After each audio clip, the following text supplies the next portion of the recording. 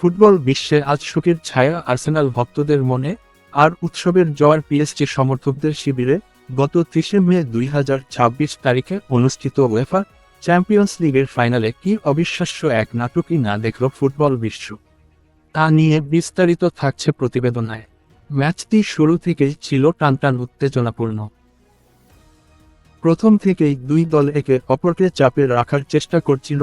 খেলার এক পর্যায়ে আর্সেনালের কাই হাভার্টজ দুর্দান্ত এক গোল করে দলকে 1-0 ব্যবধানে এগিয়ে নিয়ে যান।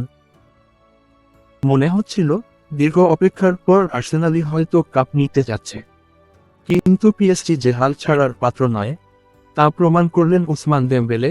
খেলার শেষ দিকে তার দুর্দান্ত গোলে সমতা ফেরে এবং স্কোরলাইন দাঁড়ায় 1-1। নির্ধারিত সময় ও অতিরিক্ত সময়ের পুরোটা জুড়ে লড়াই করেও কোনো দলই আর গোলের দেখা পায়নি।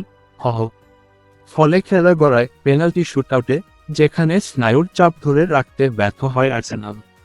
শেষ পর্যন্ত টাইব্রেকারে 4-3 গোলে আর্সেনালকে হারিয়ে টানা দ্বিতীয়বারের মতো চ্যাম্পিয়ন হওয়ার গৌরব অর্জন করে প্যারিস সেন্ট-জার্মেই।